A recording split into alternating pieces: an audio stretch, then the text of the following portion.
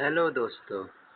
आज हम लोग पढ़ेंगे क्लास 10 यूपी बोर्ड से नियंत्रण समन्वय, जो बायोलॉजी जीव विज्ञान का चैप्टर नंबर जो हमारा फर्स्ट है। ठीक है, नियंत्रण और समन्वय के बारे में हम लोग यहाँ पे पढ़ेंगे फ्रेंड। तो यहाँ पे देखिए आपको दिया हुआ है ना कि जैसा हम जानते हैं कि शरीर का निरंतर अवलोकन करते, परंतु हमें केवल कुछ ही जान पाते कि मानव शरीर कितनी श्रेष्ठ और लयबद्ध समन्वित मशीन है। मतलब जो भी हम भोजन करते हैं, पाचन रस का स्राव करते हैं, वो तब भी आहार नाल में कुछ भोज्य पदार्थ हों तो वो स्रावित तब तक होता है जब तक भोजन का पाचन पूर्ण हो जाए। हमारी मांसपेशियां केवल तभी चलती हैं जब कोई उद्दीपन होता है। उद्दीपन का मतलब ये होता है हमारा, उद्दीपन का मतलब जैसे कोई यहाँ पे खा लिए और खाने के बाद हमारा क्या होगा, वहाँ पे देखिए उद्दीपन दिया हुआ है। तो खाने के बाद उसका कन्वर्ट होगा हमारा ग्लूकोज में, तो अलग अलग एनर्जी बनना शुरू हो जाएगा। तो इसमें जितने भी सारे तापमान में बदलाव होता है, हमारे शरीर जो स्थिर रहती है, इनके अलग अलग जो अंग होते हैं, तो सुचारू रूप से जो कार्य होते हैं ना, उसके बारे में हम लोग क्या करना है, हमें पढ़ना है वहाँ पे। तो ये हमारा समन्वय रहेगा वहाँ पे। ठीक है, तो देखो इस पाठ्य का उद्देश्य क्या रहेगा। शरीर की विभिन्न प्रक्रिया नियंत्रण समन्वय में तंत्रिका तंत्र एवं अंतर्सावित में भूमिका बता सकेंगे। तो ये हमारा अलग अलग, इसे आप देख लेंगे यहाँ पे। केंद्रीय तंत्र के मुख्य घटकों को पहचान सकेंगे। क्या क्या रहेगा, मेरु रज्जु की स्थिति तथा प्रतिवर्त क्रिया के साथ संबंध में उसको प्रणाली का भी वर्णन कर सकेंगे। तो ये एनसीईआरटी है। चलिए हम लोग आज शुरू करते हैं। यहाँ पे नियंत्रण एवं समन्वय की बात करेंगे यहाँ पे। तो देखिए यहाँ पे दिया है ना आपको कि मानव शरीर की समुचित कार्य प्रणाली में प्रतिवर्ती ऐच्छिक तथा अनैच्छिक क्रियाओं के साथ मानव शरीर हार्मोन को सुचारू रूप से कार्य करने की भूमिका तथा संबंध को समझ सकेंगे। मतलब हमारे शरीर में ऐच्छिक और अनैच्छिक, मतलब जो क्रिया हम करना चाहते हैं, जो क्रिया हम नहीं करना चाहते, जैसे उमेटिंग, हम नहीं चाहेंगे कि उमेटिंग हमारे माउथ से हो, तो ये हमारी अनैच्छिक क्रिया हो गई। अनैच्छिक क्रिया का मतलब हो गया कि हम इमोशनल हो जाए, प्रेरित हो जाए, हाँ, तो ऐसे हमारी अच्छी क्रिया हो जाए। इनको नियंत्रित करना हमें। तो देखिए यहाँ पे दिया ना तंत्रिका तंत्र एवं अंतस्रावित तंत्र। यहाँ पे आपको दिया है तंत्रिका तंत्र में जो होता है ना, मस्तिष्क, मेरुरज्जु, संवेदी अंग तंत्रिकाएं होती है, जबकि अंतर्स्रावित तंत्र अपना कार्य विशेष ग्रंथियों से स्रावित हार्मोन द्वारा संपादित करती हैं और रक्त में सीधे स्रावित होकर शरीर के विभिन्न अंगों तक तंत्रिका तंत्र के साथ मिलकर एकदम कार्य करती हैं कि कैसे कैसे हमारा क्या होगा, उद्दीपन होगा। देखिए हमारे दैनिक जीवन में कुछ उदाहरण हैं, हमें तंत्रिका तंत्र स्रावित तंत्र के समानित कार्यों की जटिलता को समझने में मदद करेंगे। जैसे अगर हमने क्या क्या हमने ध्यान देंगे तो हमारा क्या रहेगा वहाँ पे। यहाँ पे देखिए दिया ना आपको कि मस्तिष्क की सूचना को पंजीकृत करता है कि समन्वय कार्य की एक श्रृंखला आरंभ होती है। तंत्रिका तंत्र की निर्दिष्ट क्रियाएं हाथ की संबंधित मांसपेशियां, उंगलियां भोजन उठाकर मुंह में रखने का आदेश देती है। यानी हमें प्यास लगता है तो पानी पीने का आदेश देती है। तो सब के सब जितने भी कार्य रहेंगे ना, सब के सब हमारा क्या तंत्रिका तंत्र द्वारा होगा। तो इसकी एक श्रृंखला होगी। जब पर्याप्त भोजन खा लिया जाता है तो मस्तिष्क में स्थिति भूख का केंद्र भरा होने का आभास करता है और व्यक्ति खाना बंद कर देता है। जैसे हमें खूब खा रहे तो मुझे लगा नहीं अब नहीं खाने की इच्छा है, तो मस्तिष्क आर्डर देती नहीं नहीं अब खाना नहीं खाना हमें। पाचन रस, हमें एक नंबर जाना है, 2 नंबर जाना है, इसका मुझे आभास हो जाता है। तो हमें क्या होता है, मस्तिष्क को इतनी सूचना मिलती है जिससे हम लोग यहाँ पर क्या करते हैं, वो क्रिया करने जाते हैं। ठीक है, तो आइए हम लोग यहाँ पे देखिए आपको दिया है पाठगत प्रश्न। क्या आप अपने वास्तविक जीवन कोई उदाहरण दे सकते हैं जिसमें कोई कार्य अपने एक समायोजित रूप से पूर्ण किया हो जिसे आप अकेले नहीं कर सकते थे। कृपया इस घटना के विषय में 3 4 5 वाक्य लिखो। तो अब ये जैसे क्वेश्चन दिया जो हमने अभी ऊपर पढ़ाया था, तो वास्तविक जीवन कोई उदाहरण देना हमें कि कोई कार्य अपने एक सामूहिक रूप से पूर्ण किया हो और जिसे आप अकेले नहीं कर सकते थे। तो जैसे हम लोग सेक्स करना चाहते हैं, तो सेक्स करना चाहेंगे तो वहाँ पर अकेले तो कर नहीं सकते हैं। तो ऐसा कार्य करने के लिए हमें कोई ना कोई एक पार्टनर की जरूरत पड़ती है। तो ऐसे ही हम लोग क्या 4 5 लाइन हम ऐसे लिख सकते हैं यहाँ पे। चलिए तंत्रिका तंत्र की बात कर लेंगे। तो तंत्रिका तंत्र की कार्य प्रणाली निर्भर करती है और आंतरिक अथवा बाह्य उद्दीपन को महसूस करके उसके प्रति प्रतिक्रिया दर्शाती है। तो देखिए उद्दीपन उद्दीपन जो मैंने स्टार्टिंग में समझा, तो उद्दीपन एक कारक के आसपास के वातावरण में होने वाले परिवर्तन है जो शरीर में प्रतिक्रिया आरंभ करवाता है। ये उद्दीपन अनेक प्रकार की हो सकता है। जैसे अगर हमने कोई हमें स्पर्श किया, कोई हमें चुभन दिया, मतलब कुछ धसाया, कोई हमें पीटा, या श्रवण, रासायनिक, प्रकाश, ऊष्मा या दंड या विद्युत, ये हमारा उद्दीपन हो गया। तो कोई भी शरीर से जैसे कोई कार्य हो रहा है तो हमारा क्या रहेगा, उद्दीपन जैसा वर्क करता है वहाँ पे, ठीक है। अब इसमें देखिए ये दिया तंत्रिका, यानी तंत्रिका को हम तंत्रिका कोशिका भी कहते हैं। तो तंत्रिका कोशिका की बात कर लेंगे तो पूरे शरीर में जो तंत्रिका है ना पूरी तरह से फैली हुई है। और ये सूचना मतलब उनका कार्य क्या होता है कि सूचना लेके मतलब शरीर की पूरी संपूर्ण सूचना लेके मस्तिष्क को क्या करती है, ट्रांसफर करती है। तो इसके 3 भाग होते हैं, एक होता है डेंड्राइट, कोशिका काय, और दूसरा तंत्रिका तंतु। चलिए एक एक के बारे में हम लोग डिस्कस करते हैं। तो यहाँ पे देखिए हमारा आ गया डेंड्राइट।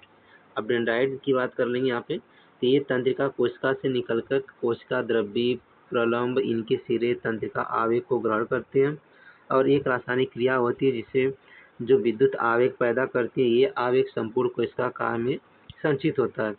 अब ये जैसे तंत्रिका हो गया, अब यहाँ से क्या करेगा कि ये बहुत लंबी रहेगी, इसके सिरे तंत्रिका आवेग को ग्रहण कर लेंगे और एक रासायनिक क्रिया होकर ना विद्युत आवेग पैदा करते हैं और जो आवेग संपूर्ण कोशिका काय में संचित हो जाते हैं। अब कोशिका क्या होता है, तो देखो यहाँ पे सेकंड नंबर कोशिका काय दिया हुआ हमें कि कोशिका काय में कोशिका द्रव्य से घिरा एक स्पष्ट केंद्रक होता है और इस काय में बाकी कोशिकाओं के जैसे ही सभी कोशिकांग होते हैं, जैसे न्यूरोलेमा या कोशिका काय तंत्रिका आवेग को तंत्रिका तंतु तक संचालित करता है। अब ये संचालित करेगा। देखिए अब थर्ड नंबर की बात कर लेंगे यहाँ पे। तो थर्ड नंबर हमारा तंत्रिका तंतु। अब देखिए इसको एक्सन बोलेंगे, ये सबसे इम्पोर्टेंट रहेगा यहाँ पे। तो कोशिका काय से, यहाँ पर देखिए आपको दिया हुआ, कोशिका काय से निकलने वाली एक शाखा अन्य की तुलना में काफ़ी लंबी होती है और इसके तंतु या एक्सॉन कहते हैं। अधिकांश तंत्रिकाओं में यह वसा आच्छाद द्वारा आच्छादित होती है जिसे न्यूरोलोमा कहते हैं। और बीच में जहाँ यह आच्छाद नहीं होता उसे रेनवियर के पर्व कहते हैं। और न्यूरोलोमा की अनुपस्थिति में रेनवियर की ग्रंथि विद्युतीय क्रिया उत्पन्न करने में तथा तंत्रिका आवेग के संचार में सहायक होती है।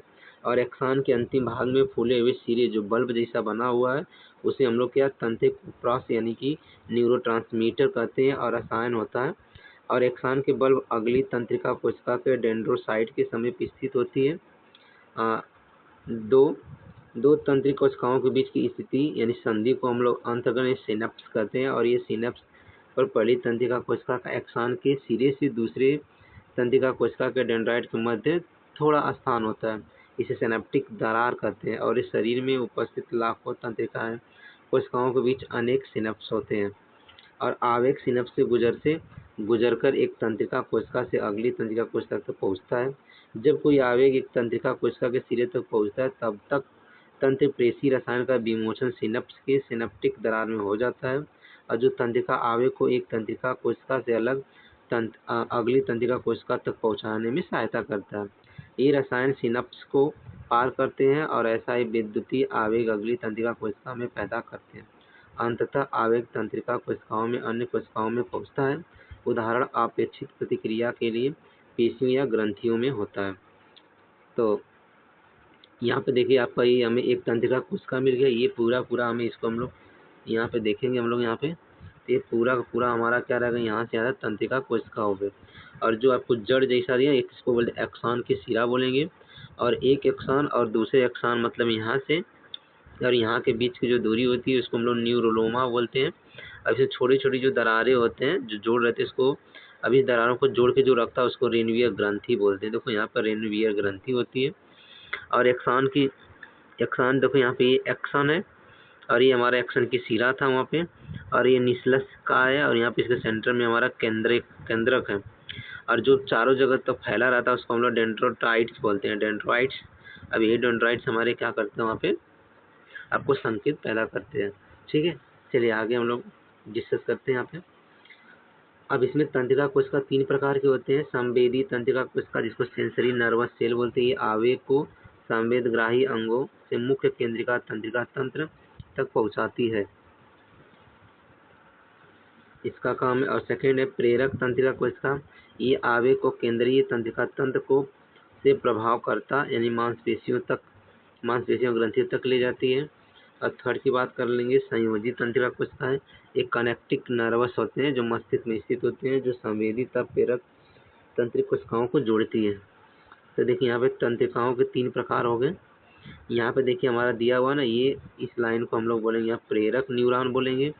और यहाँ देखिए यूजी न्यूरॉन हो गया, इसलिए कुछ स्नैप्स बोलते हैं जो जोड़ के रखता है, एक कोशिका हो गया। और जहाँ पे दोनों को जोड़ता है उसको रेनिवियर ग्रंथि बोलते हैं। और ये हमारा डायरेक्शन है, ये हमारा संवेदी न्यूरॉन रहेगा जो एक्सन के बीच बगल में रहता है। और रिसेप्टर्स निकलते हुए ये डेंड्राइट के पास जाते हैं यहाँ पे। ठीक है, तो तंत्रिकाएं की बात कर लेंगे। तंत्रिकाएं धागे सदृश संरचनाएं होती हैं जो मस्तिष्क तथा मेरुरज्जु से निकलकर शरीर के लगभग प्रत्येक भाग में विशाखित होकर पहुंच जाती है। और तंत्रिका कोशिका तंतुओं के एक सामूहिक बंडल के रूप में होती हैं जो एक नलिका आच्छाद से घिरी हुई है। देखिए यहाँ पे आपको इस फिगर में आपको दिखाई दे रहा होगा, इसमें बहुत सारे ये आपको पाइप जैसा दिख रहा है ना यहाँ पे। तो एक में घिरी रहते हैं, एक्सॉन होते हैं, और एक घिरे होते हैं, एक आकृति निर्मित करते हैं। अब इनकी बात कर लेंगे हम लोग। तो ये तंत्रिकाएं जो होती है ना, तंत्रिकाएं 3 प्रकार की होती हैं जिनको संवेदी तंत्रिकाएं बोलते हैं, प्रेरक तंत्रिकाएं बोलते हैं और मिश्रित तंत्रिकाएं बोलते हैं। तो संवेदी तंत्रिकाएं की बात करेंगे, सेंसरी। इनमें संवेदी तंतु होते हैं और ये तंत्रिकाएं आवेगों को संवेदग्राही अंगों से मस्तिष्क तथा मेरुरज्जु तक ले जाती हैं। उदाहरण के लिए ऑप्टिक तंत्रिका जो आंख से मस्तिष्क तक जाती है। आंख से मस्तिष्क से जो तंत्रिका जाती है उसको संवेदी तंत्रिका बोलते हैं। अब बात करते हैं मोटर नर्वस। मोटर नर्वस में प्रेरक तंत्रिकाएं होती हैं, इनमें प्रेरक तंत्रिका तंतु होते हैं और ये तंत्रिकाएं आवेग को मस्तिष्क एवं मेरुरज्जु से कार्यकारी अंगों जैसे मांसपेशियों ग्रंथियों तक ले जाती है। और इसका उदाहरण बात करेंगे, मस्तिष्क से निकलने वाली तंत्रिका जो आवेग को नेत्र की पेशियों तक ले जाती है। अब मिश्रित तंत्रिकाएं की बात करें, मिक्स नर्वस। इनमें संवेदी एवं प्रेरक दोनों प्रकार के तंत्रिका तंतु होते हैं और दोनों कार्य मिश्रित रूप से करते हैं। उदाहरण मेरु तंत्रिका। तो मेरु तंत्रिका की बात कर लेंगे हम लोग यहाँ पे। तो देखिए ये मेरु तंत्रिका जो पीछे की तरफ हमारी जो लगी रहती है, जितने भी नर्वस सिस्टम होते हैं उसको मेरु तंत्रिका बोलेंगे। चलिए मेरु की बात कर लें, जो स्पाइनल आएगा। तो देखो वे तंत्रिकाएं होती हैं जो मेरुरज्जु से निकलती हैं। तो अभी मैंने बोला ना, मेरुरज्जु कहाँ पर रहेगा, पीठ के पीठ पर रहता है, जो नीचे में बीच में नाली टाइप बना रहता है ना उसको। तथा कपाल तंत्रिका मस्तिष्क से निकलती हैं। तो मस्तिष्क में जो छोटे छोटे, यहाँ पे अभी हम कपाल पढ़ लेंगे यहाँ पे। चलिए आगे हम लोग पढ़ते हैं यहाँ पे संवेदी अंग। अब देखिए संवेदी अंग की बात करेंगे। तो संवेदी अंग जैसे नाक हो गया, आँख हो गया, कान हो गया और उद्दीपन ग्रहण करने वाले, इन सबको हम लोग क्या बोलेंगे, संवेदी अंग बोलेंगे।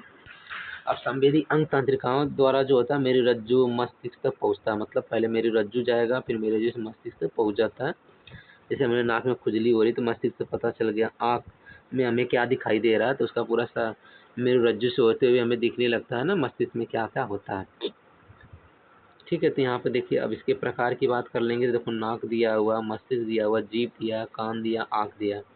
तो यहाँ पे आपको ये मस्तिष्क विभिन्न भाग के कार्य यहाँ पे दिया है। तंत्रिका तंत्र के मुख्य भाग यहाँ पे दिया हुआ तंत्रिका तंत्र के मुख्य भाग की बात करेंगे। तंत्रिका तंत्र के मुख्य भागों को ये दर्शाता है। तंत्रिका तंत्र के मुख्य 2 भाग होते हैं, केंद्रीय तंत्रिका तंत्र होता है और एक परिधि तंत्रिका तंत्र होता है। एक्चुअली 3 होते हैं लेकिन हम लोग 2 से यहाँ पे स्टार्ट करेंगे।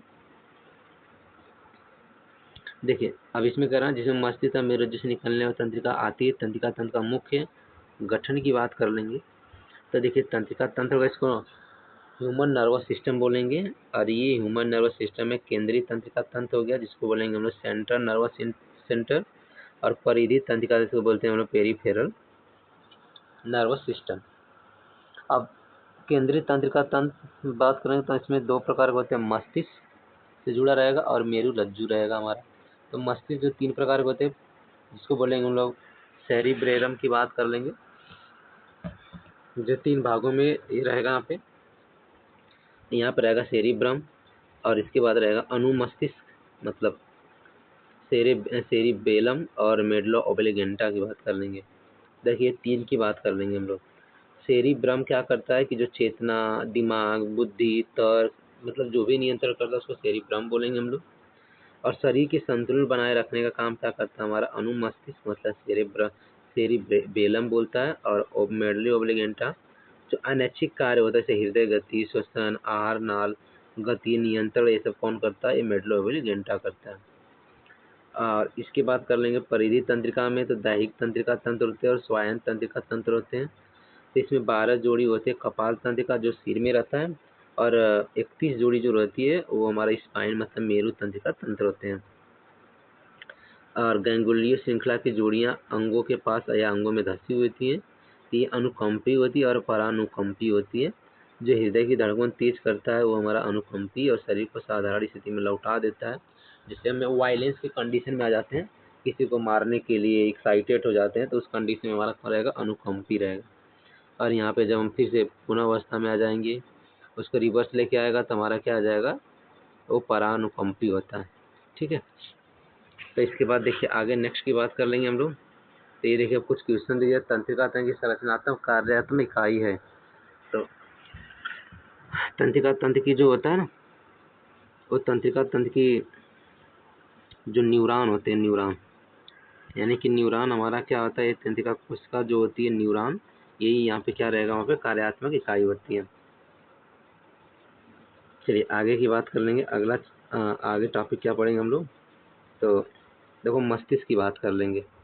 तो कह रहा है कि मस्तिष्क जो होता है ना, ये बहुत अनमोल मतलब कोमल अंग होता है। अगर किसी को मार झगड़ा होता है तो देखो मस्तिष्क से बचाया जाता है, क्योंकि मस्तिष्क अगर फट जाएगा तो आदमी मर सकता है। तो मस्तिष्क ये क्या होगा? बहुत कोमल अंग हो गया, और इसको खोपड़ी या ब्रेन के भीतर प्रकार सुरक्षित रखा जाता है। और ये तीन तीन तनिकाएं होती हैं द्वारा सुरक्षित, जो जिसको पीछे से मेरी रज्जु तक जाती है। ये तीनों तनिकाएं क्या क्या हो सकती हैं? इनको बोलते हैं ड्यूरामेटर, ब्राथम कठोर रेशेदार झिल्ली, और आर्कनाइड जो पतली कोमल मध्यम सतह जो एक जालनुमा गद्दी देता है। और इसके बाद यह पायामेटर जो आंतरिक अतिसंवाहक और झिल्ली जिसमें प्रचुर मात्रा में रक्त संचार होता है। और आवरण झिल्लियों के बीच की जगह पानी सदृश द्रव से भरी होती है, जिसे मस्तिष्क में तरल कहते हैं। यह मस्तिष्क को झटकों से बचाने के लिए एक गद्दी की तरह कार्य करता है। तो देखिए इसमें देखो आपको अलग अलग पार्ट दिया हुआ है। यहाँ पे ये थैलेमस आ गया, ये वाले पार्ट में जो बात कर रहे हैं यहाँ पे थैलेमस हो गया। देखिए ये थैलेमस हो गया। ये कार्पस कैलोसन है जो बीच बीच में जगह दिया हुआ यहाँ पे। और इसमें पीनियल ग्रंथि देखो यहाँ पे इसके जस्ट ऊपर यहाँ पे टिका हुआ, और हाइपोथैलेमस भी इसके जस्ट बगल में ही है। और पीयूष ग्रंथि देखिए इधर यहाँ पे है। और अनुमस्तिष्क मतलब सेरेब्रेलम देखो यहाँ पीछे वाला पार्ट है, जिसको हम लोग बोलते हैं यहाँ पे नहीं मारना चाहिए। और नीचे यहाँ पे जो डंडे जैसा रहेगा मेरुदंड रहेगा यहाँ पे। इसके जस्ट ऊपर क्या रहेगा? यहाँ पे मेडुला ऑब्लिगेंटा, और यहाँ पे रहेगा पॉन्स।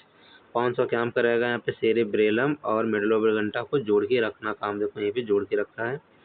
और यहाँ पे हमारा प्रमस्तिष्क आ गया सेरेब्रम, और ये हमारा ऊपर वाला जो रहेगा खोपड़ी और झिल्ली द्वारा इसे बना रहेगा यहाँ पे। ठीक है, तो आगे की बात कर लेंगे। ठीक है फ्रेंड,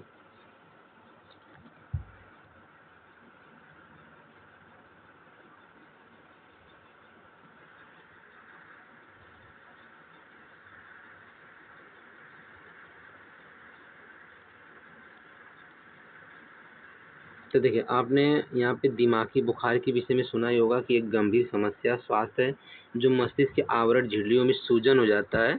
जो तनिकाएं होती है पूरी तरह से क्या हो जाती हैं? फूल जाती हैं।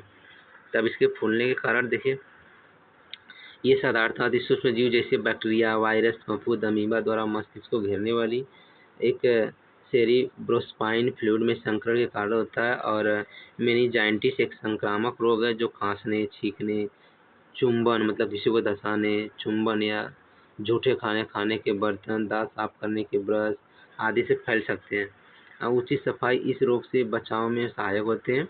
और मेनिंजाइटिस से बचाव हेतु प्रभावकारी टीके की भी उपलब्ध है। और मेनिंजाइटिस के रोग के अनेक लक्षण हैं, जैसे तेज बुखार, आलस्य, चिड़चिड़ापन, सिर में दर्द, प्रकाश की असहनीय, गर्दन की अकड़न, त्वचा पर चकत्ते एवं दौरे पड़ना, दौरे अचानक, तबीयत बिगड़ना, कोई आघात विशेषकर मिर्गी का दौरा हो, तो इस प्रकार रोग उसमें होते हैं। चलिए मस्तिष्क के 3 भाग होते हैं, जिसमें सेरेब्रम, सेरेब्रेलम और मेडुला ऑब्लिगेंटा ये महत्वपूर्ण 3 भाग होते हैं। बाकी तो उसके 3 भाग, फिर 3 भाग उसके अलग अलग पार्ट वहाँ पे होते हैं। तो पहले हम लोग यहाँ पे पढ़ लेते हैं सेरेब्रम। तो सेरेब्रम क्या होता है यहाँ पे कि यह मस्तिष्क का सबसे बड़ा भाग होता है, और यह अनुदैर्ध्य मतलब 2 आधे आधे हिस्सों में बटा होता है। और देखो दायां और बायां जो सेरेब्रम होता है, इसकी ब्राह्म सतह उभरी एवं खांचों की कुंडली होती है, और ये सेरेब्रम के बाहरी भाग में तंत्रिका कोशिका काय स्थित होते हैं, और ये भाग धूसर रंग का होने के कारण इसे धूसर द्रव्य भी कहते हैं। और यहाँ पर मस्तिष्क के आंतरिक भाग में श्वेत द्रव्य यानी व्हाइट मैटर होता है, जिसे तंत्रिका कोशिका के तंत्रिका तंत्र अथवा एक्सॉन होते हैं। और अति विकसित कॉर्टेक्स या धूसर द्रव्य हमें सोचने, तर्क, योजना एवं याद रखने की सामर्थ्य प्रदान करता है। कुल मिलाकर प्रमस्तिष्क बुद्धि, चेतना, इच्छा शक्ति का केंद्र है। ये समस्त ऐच्छिक क्रियाओं को नियंत्रित करता है, और सेरेब्रम हमें सोच समझकर बुद्धिमत्तापूर्ण निर्णय लेने में मदद भी करता है। यहाँ पे देखो ये आपको दिख रहा है, यहाँ पर शरीर का संतुलन कौन बनाता है? सेरेब्रेलम। और यहाँ पीछे उसी के माध्यम से हम लोग क्या दृष्टि भी रखते हैं। ये संवेदना वाला पार्ट है, जहाँ पे हम सोचने समझते हैं और संवेदना रखते हैं, और ये हमारा उसके अग्र मतलब गति की भाग है। और ये एक संपूर्ण प्रमस्तिष्क सेरेब्रेलम, और यहाँ पे वाणी जो हम सोचकर बोलते हैं, और ये यहीं पे हम गंध मतलब जो भी सूंघते हैं ना, तो ये हमें डिसाइड करता है। और स्वाद भी हमारा ये बताता है, और सुनने की सामर्थ्य को यहाँ पे आपको दिया हुआ श्रवण। ठीक है, तो ये पूरा का पूरा क्या रहेगा? प्रमस्तिष्क का वर्क रहता है यहाँ पे। अब अनुमस्तिष्क की बात कर लेंगे, तो ये प्रमस्तिष्क के नीचे स्थित होता है, और मस्तिष्क एक छोटा सा क्षेत्र होता है। इसमें गुंथावट नहीं होती है, किंतु अनेकानेक खांचे होते हैं। इसमें भी बाहरी भाग में धूसर द्रव्य, आंतरिक भाग में श्वेत द्रव्य होता है। अनुमस्तिष्क का मुख्य कार्य शरीर का संतुलन बनाए रखने होता है, और पेशी गति क्रियाओं का समन्वय करना होता है। मस्तिष्क एवं अनुमस्तिष्क परस्पर बहुत समन्वित रूप से कार्य करते भी है। ठीक है, तो आइए हम लोग सेरेब्रम के बारे में बात कर लेंगे कि एक शराबी जो पिया हुआ वो नशे में होता है, तब वो लड़खड़ा कर चलता है, और इसका कारण ये है कि शराब के प्रभाव में प्रमस्तिष्क पेशी गतियों का समुचित समन्वय करने में असमर्थ होता है। मतलब सोच समझ ही नहीं पाता है कि हमने क्या पिया, क्या किया, हमें क्या करना चाहिए, क्योंकि पूरी तरह से जो उसका इन्फॉर्मेशन देने वाला जो मेरुरज्जु होता है वो काम करना बंद कर देता है, तो ये समस्या होती है। तो अपगर की बात करेंगे, मेडुला ऑब्लिगेंटा, यह मस्तिष्क का सबसे छोटा भाग है जो खोपड़ी के आधार में स्थित होता है। ये लगभग त्रिकोणाकार होता है, और पीछे मेरुरज्जु में विस्तृत होता है। इसका कार्य हमारे आंतरिक अंगों जैसे आहार नाल की गति, श्वसन, हृदय गति तथा अनेक अनैच्छिक कार्यों का नियंत्रण करना है। मेडुला ऑब्लिगेंटा के आघात, चोट का परिणाम मृत्यु हो सकता है, क्योंकि समस्त अनैच्छिक क्रियाएं तथा श्वसन एवं धड़कन जैसे महत्वपूर्ण कार्य रुक सकते हैं। तो अनैच्छिक क्रिया जो हम करना नहीं चाहते, बस ये समझिए हम लोग। अब आगे की बात करें, मेरुरज्जु जो स्पाइनल कॉर्ड होता है, तो जैसे हम लोग जानते हैं कि मेरुरज्जु जो होता है ना, पूर्ण रूपेण केंद्रीय तंत्रिका तंत्र का हिस्सा होता है, और ये मेडुला ऑब्लिगेंटा से विस्तृत होकर मेरुदंड की लगभग पूरी लंबाई तक नीचे की ओर जाती है। और मेरुरज्जु मेरुदंड के भीतर केंद्रीय नाल में अवस्थित होता है, और चित्र जिसका है ना वहाँ पे आंतरिक संरचना प्रदर्शित करता है। मेरुरज्जु में धूसर श्वेत द्रव्य की व्यवस्था मस्तिष्क उल्टी होती है, और दूसरा द्रव्य जिनमें से प्रेरक तंत्रिका कोशिकाएं होते हैं वो अंदर की ओर, जबकि श्वेत द्रव्य इसके बाहर की ओर होते हैं। मस्तिष्क की ओर जा रहे थे तब मस्तिष्क से आ भी रहे थे, तो उसको एक्सान श्वेत द्रव्य में लंबाई में जाते हुए और एक छोर से दूसरे छोर तक पार हो जाते हैं। मध्य में एक छोटी केंद्रीय नाल होती है जो मेरुरज्जु की पूरी लंबाई में जाती है, मस्तिष्क के गुहों तक होती है। केंद्रीय नाल मस्तिष्क मेरु तरल से भरी होती है, जो कि आघात रोधक गद्दी की तरह कार्य करती है, और इसमें ऑक्सीजन को लेके कैरी करती रहती है यहाँ पे। तो यहाँ पे बात कर लेंगे हम लोग, देखिए ये मेरुरज्जु की बात कर लेंगे। इसमें देखो आपको श्वेत द्रव्य रहेगा जो आपको ब्राउन कलर में यहाँ दिख रहा है, ये पृष्ठतल है, और पृष्ठ गैंग्लियन है, संवेदी न्यूरॉन है, ये त्वचा है, ग्राही है जो एक्सेप्ट करता है, और प्रभावी यहाँ पे पेशी है। ठीक है, तो अब इसके बाद देखो मेरुरज्जु के कार्य क्या होते हैं। तो मेरुरज्जु के जो 3 कार्य की बात करें, डिस्कस करेंगे हम लोग। ये गर्दन के नीचे के क्षेत्र में प्रतिवर्तों को नियंत्रण करता है, और ये संवेदी आवेगों को त्वचा तथा मांसपेशियों से मस्तिष्क तक ले जाता है, और ये प्रेरक आवेगों को मस्तिष्क के धड़ तथा पादपों की मांसपेशियों तक पहुंचाता है। तो इसका यहाँ पे क्या हो गया, मेरुरज्जु के जो कार्य हो गए यहाँ पे। ठीक है, अब प्रतिवर्त क्रिया की बात कर लेंगे। तो देखिए, हम एक ऐसी आवश्यक तत्कालिक स्थिति का सामना करते हैं जिसमें तत्काल अनुक्रिया की आवश्यकता होती है, और हमें जो सोचकर निर्णय लेने का समय नहीं होता, ऐसी अनुक्रिया प्रतिक्रिया द्वारा प्रतिसंपादित होती है। और प्रतिवर्त शब्द का प्रयोग किस बात घटना के जवाब में अचानक एवं तत्काल होने वाली क्रिया है। जब कभी अचानक धूल की आंधी आती है तब अपनी आंखों को क्या होता है या क्या करते हैं, आप तत्क्षण अपने आंखों को बंद कर लेते हैं। जिसे आप बंद करना चाहते नहीं हैं, अब उस कंडीशन में आप ऑटोमेटिक क्या करेंगे, आंखें बंद। उसको बोलेंगे हम लोग प्रतिवर्त क्रिया, जो हम करना नहीं चाहते हैं। ठीक है फ्रेंड, तो अभी आगे देख लेंगे हम लोग यहाँ पे उसके उदाहरण। जब आंखों में कोई कण या आदि गिर जाता है तो हम लोग क्या करते हैं, हम फौरन बंद कर लेते हैं, और बंद करने के बाद देखो उसमें से आंखों में से आंसू निकलने लगते हैं। तो ये स्वतः होता है। जब आपका हाथ दुर्घटनावश गलती से गर्म पानी से छू जाता है, जैसे एक घर में बर्तन पानी रखे हैं, वहाँ पे जैसे ही पानी को टच करें वैसे आप अपना हाथ खींच लेंगे। अब बहुत ठंडा होने पर आप क्या करेंगे, कांपने लगेंगे। तो ऐसी समस्या होने लगेगी यहाँ पे। मतलब प्रतिवर्त क्रिया होगी। प्रतिवर्त क्रिया को परिभाषित कैसे करना है कि किसी उद्दीपन के प्रति एक तत्कालिक स्वजात एवं यांत्रिक अनुक्रिया है जिसका नियंत्रण केवल मेरुरज्जु के द्वारा होता, मस्तिष्क द्वारा नहीं। तो सभी प्रकार की अनैच्छिक क्रिया का प्रतिवर्त किसी न किसी प्रकार के संवेदी उद्दीपनों से आरंभ होती है और परिणाम स्वरूप पेशी क्रिया या ग्रंथि स्राव हो जाता है। तो प्रतिवर्तों के प्रकार, अब प्रतिवर्त के प्रकार की बात कर लेंगे। तो प्रतिवर्त जो होते हैं ना, दो प्रकार के होते हैं, एक होगा प्राकृतिक प्रतिवर्त, एक होगा प्रेरित प्रतिवर्त की बात कर लेंगे हम लोग। तो देखिए, प्राकृतिक प्रतिवर्त की बात करें, अपनी आंखें बंद कर लीजिए, अपने शरीर की को जानने का प्रयास करिए कि आपको कैसा महसूस होगा। तो आप महसूस करेंगे कि आपको कोमलता, सांस ले रहे हैं, अपने हृदय और नाड़ी को भी धड़कता हुआ महसूस कर रहे हैं। ऐसी समस्त क्रियाएं जो भी आप ऐसे अनुभव करेंगे, ज्ञान की आवश्यकता आपको होगी। तो ये सब सारा चीज़ें हमारा क्या होगा, प्राकृतिक प्रतिवर्त होता है। और ये हो गया प्रेरित प्रतिवर्त।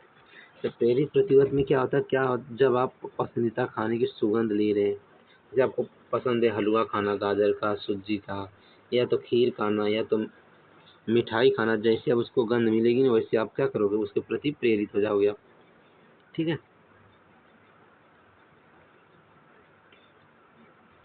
तो आगे की बात कर लेंगे हम लोग। चलिए, प्रतिवर्त चाप की बात कर लेंगे। तो प्रतिवर्त चाप इस प्रकार प्रदर्शित किया जाता है, जैसे उद्दीपन हो गया, संवेदी अंग हो गया आपका, संवेदी अंग तंत्रिका तंत्र हो गया, केंद्रीय तंत्रिका तंत्र हो गया, पेशी संकुचन हो गया, तंत्रिका संकुचन हो गया, इत्यादि जो भी रहेंगे ना उसको हम लोग क्या बोलेंगे यहाँ पे, प्रेरित।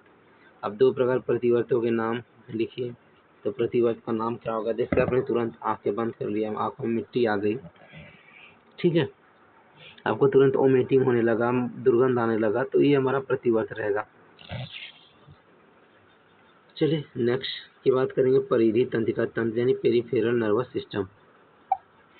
तो परिधि तंत्रिका तंत्र यानी पेरिफेरल नर्वस सिस्टम की बात कर लेंगे। तो ये केंद्रीय तंत्रिका तंत्र को शरीर की पेशी, ग्रंथियों, संवेदी अंगों से जोड़ता है, अर्थात संवेदी एवं प्रेरक तंत्रिका का बना होता है। और इसके दो भाग होते हैं, दैहिक तंत्रिका तंत्र और स्वायत्त तंत्रिका तंत्र। तो देखो, दैहिक तंत्रिका ये मस्तिष्क और मेरुरज्जु से पेशियों तक सूचना पहुंचाता है तथा ऐच्छिक क्रिया को नियंत्रित करता है। ये पॉइंट हमें याद रखना है इसमें, ठीक है। और स्वायत्त तंत्रिका तंत्र में ये अनेक आंतरिक अंगों, ऐच्छिक पेशियों, हृदय पेशियों, ग्रंथियों के अनैच्छिक क्रियाओं को नियंत्रित करता है। देखिए, अनैच्छिक क्रिया को नियंत्रित करता है या ऐच्छिक क्रिया को नियंत्रित करता है। चलिए, तो हम लोग यहाँ पे दैहिक तंत्रिका तंत्र पढ़ लेंगे। तो दैहिक तंत्रिका तंत्र दो प्रकार के होते हैं, क्रेनियल तंत्रिका तंत्र, स्पाइनल तंत्रिका तंत्र। तो क्रेनियल जो रहता है ना, मस्तिष्क से निकल के क्रेनियल तंत्रिका के 12 जोड़े होते हैं, और जैसे ऑप्टिक तंत्र होते हैं, श्रवण तंत्र होते हैं, तो वो हम क्रेनियल बोलेंगे। और स्पाइनल ये मेरुरज्जु से निकलती है और 31 जोड़ी भी होती हैं। चलिए, तो स्वायत्त तंत्रिका तंत्र की बात कर लेंगे हम लोग यहाँ पे। तो स्वायत्त मतलब ऑटोमेटिक आ जाएगा यहाँ पे, नर्वस सिस्टम। तो तंत्र मेरुदंड के दोनों ओर एक जोड़ी तंत्रिका गुच्छियों का श्रृंखला होती है, और यह तंत्र आंतरिक अंगों के अनैच्छिक क्रियाओं का नियंत्रण करता है, जैसा कि आप चित्र 23 में देख सकते हैं। ठीक है, अब इसके दो भाग होते हैं, एक अनुकंपी और पराकंपी। अनुकंपी जो होता है ना, तंत्रिका तंत्र तनाव के समय अधिक सक्रिय हो जाता है, और इस शरीर को कार्य की शुरुआत के लिए तैयार हो जाता है। और तनाव के प्रति इसका कार्य फाइट ऑन फ्लाइट रिस्पॉन्स है, लड़ो या भागो प्रतिक्रिया वाला होता है, या तो लड़ो या तो भागी जाओ, जो कि मुख्यतः एड्रेनलिन हार्मोन के प्रभाव में होता है। अनुकंपित तंत्रिका शरीर को तनाव परिस्थिति को सामना करता है। ठीक है, अभी सामना करने के लिए तैयार हो जाता है हमारा। अब यहाँ पे देखिए दिया है कि दूसरी ओर पराकंपित तंत्रिका तंतु उन कार्यों को संपादित करता है जिनमें तत्कालिक प्रतिक्रिया की आवश्यकता नहीं होती है। ठीक है, जैसे यहाँ पे परानुकंपी दिया हुआ, परानुकंपी में देखो आपको दिया हुआ ना, आँख, लार ग्रंथि, हृदय, फेफड़े, अमाशय, यकृत, आंत और मूत्राशय। तो पुतली अंकुचित होते हैं या पुतली का विस्फारण करता है। ये लार उत्प्रेरित करता है, लार के बहने को रोकता है। ये गति को कम करता है, गति को बढ़ाता है।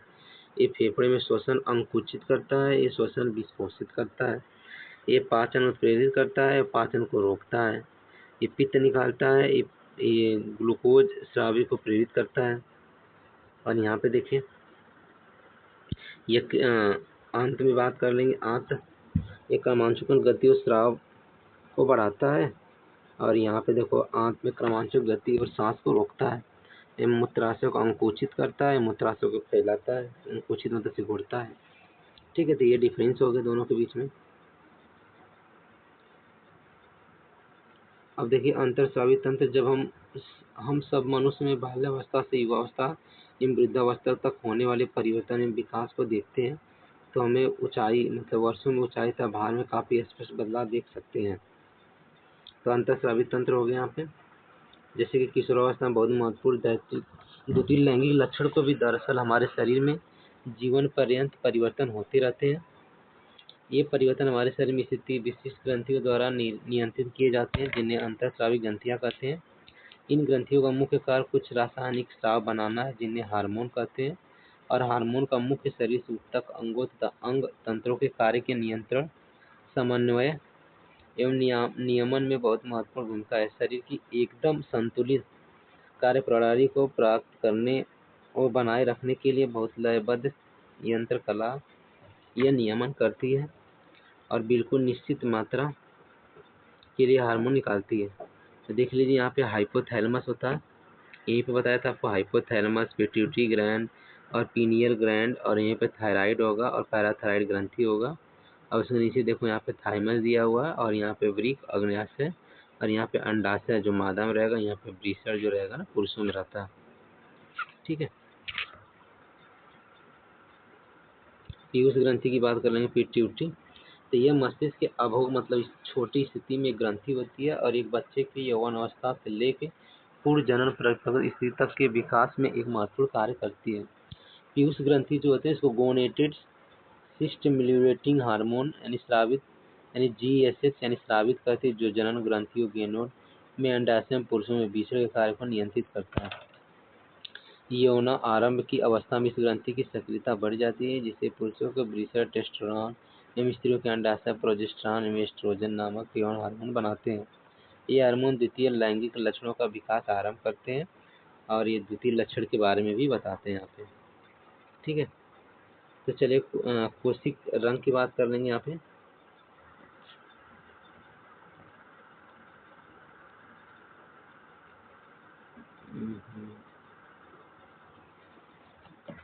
ओके, चलिए कोशिक रंग की बात कर लेंगे।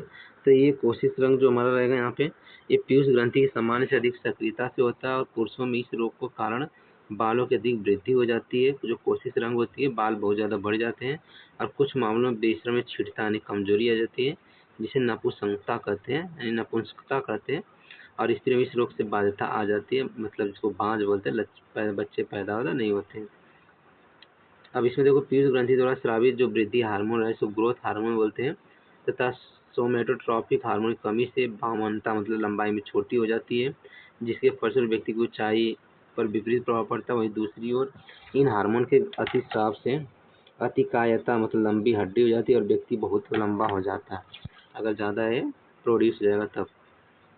तो देखिए यहाँ पर यह थायराइड ग्रंथि, ये हमारे शरीर में उपापचय की गति के लिए उत्तरदायी है, इसलिए थायराइड ग्रंथि जीवन वृद्धि तथा विकास के लिए बहुत आवश्यक है। जब थायराइड ग्रंथि अति सक्रिय होकर सामान्य जरूरत से अधिक थायराइड हार्मोन बनाती है, इस अवस्था को अति थायराइडता कहते हैं। जब यह ग्रंथि अल्प सक्रिय और आवश्यकता से कम होने हार्मोन बनाए तो इस स्थिति को अल्प थायराइडता कहते हैं। ठीक है, और इसके बाद देखो क्रिएटिनिज्म अवरुद्ध शारीरिक एवं मानसिक विकास की अवस्था होती है जिसे थायराइड हार्मोन के जन्मजात अभाव का उपचार न होने पर लंबे समय तक आयोडीन के पोषण की कमी के कारण एक क्रोटिजेनिन रोग होता है। अब गोइटर की बात कर लेंगे। देखिए जो घेगा जैसा रोग रहेगा यहाँ पे फैला हुआ है, ये देखो एक गोइटर है हमारा। थायराइड ग्रंथि का एक रोग है जिसमें ग्रंथि का आकार बढ़ जाता है, गले के अग्रभाग में बाहरी सूजन के रूप में दिखाई देता है। साधारण गोइटर भोजन में आयोडीन कमी से होता है। ठीक है, चलिए आगे की बात करें अग्नाशय।